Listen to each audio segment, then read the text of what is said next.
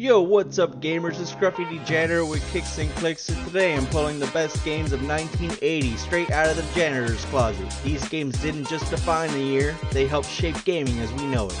Before we fire up the retro machine, hit that like button, subscribe, and ring the bell, cause I've got plenty more old bangers lined up and ready to go. Let's rewind it to the very start of the 80s and see what was popping in the arcades. First up, you can't talk 1980 without starting with Pac-Man. This little yellow circle became a worldwide icon. The gameplay was simple. Eat the dots, avoid the ghosts, but man, it was addictive.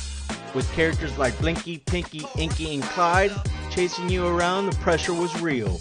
Pac-Man didn't just dominate arcades, it dominated pop culture. T-shirts, lunchboxes, cereal, there was even a hit song. It's still a go-to for retro gamers today.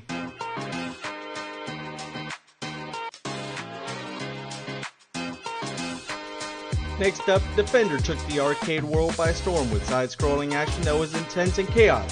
You were flying a ship across the planet's surface, rescuing humans and blasting alien invaders.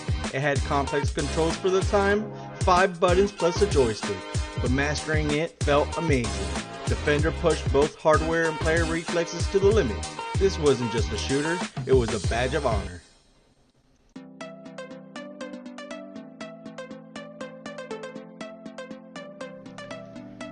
Namco was also on fire in 1980, and Rally X proved it.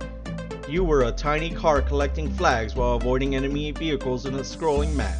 It was one of the first games to include a radar. Yeah, a frickin' radar in an arcade game, and the ability to drop smoke screens to shake off enemies. That was peak strategy in the early arcade era. Rally X was fast, colorful, and surprisingly deep.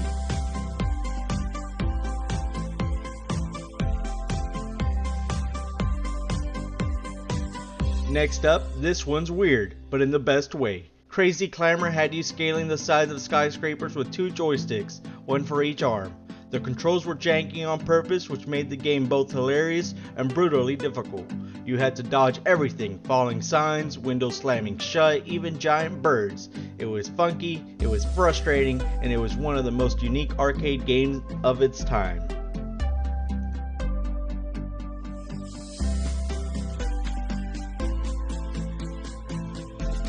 Next up, Space Panic doesn't get talked about enough, but it's considered the first platform game. Yes, before Donkey Kong. You climb ladders, dig holes, and try to trap aliens in them. No jumping yet, but the DNA of modern platformers started right here. It was strategic, it was tense, and it deserves more love than it gets.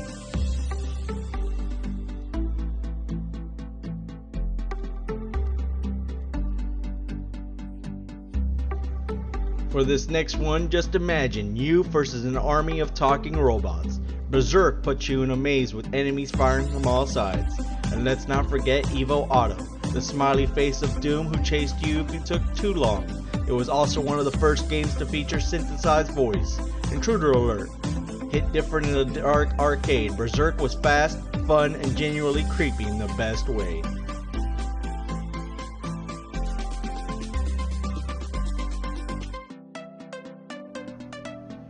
This next one is Missile Command, which was stress in a cabinet. Your cities are under attack, missiles are raining from the sky, and you've got a few bases to stop them.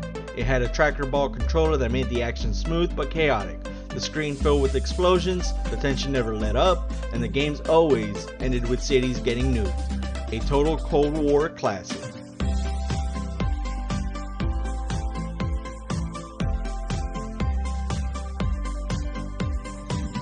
Phoenix took the space shooter genre and added boss fights.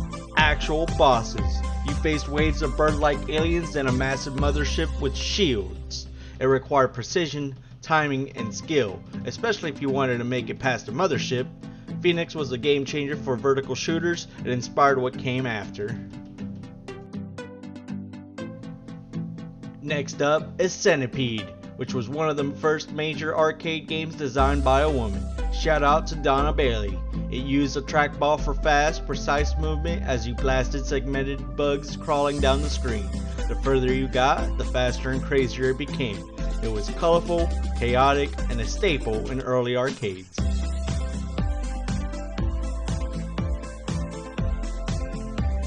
Last one I have for you is Battlezone, which is a first-person 3D tank combat in 1980. Battlezone looked like it was from the future with vector graphics and periscope style viewer. It immersed you in tank warfare like nothing else. It was even used by the US military to train soldiers. No joke, this game was way ahead of its time and still holds up as an early 3D marvel.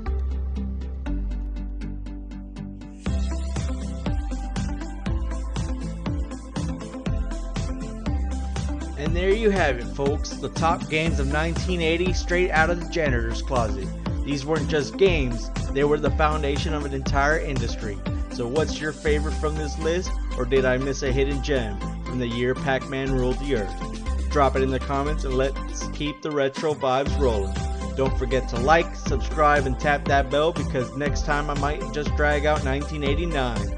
And trust me, it gets even better. This is Scruffy the Janitor. Peace out.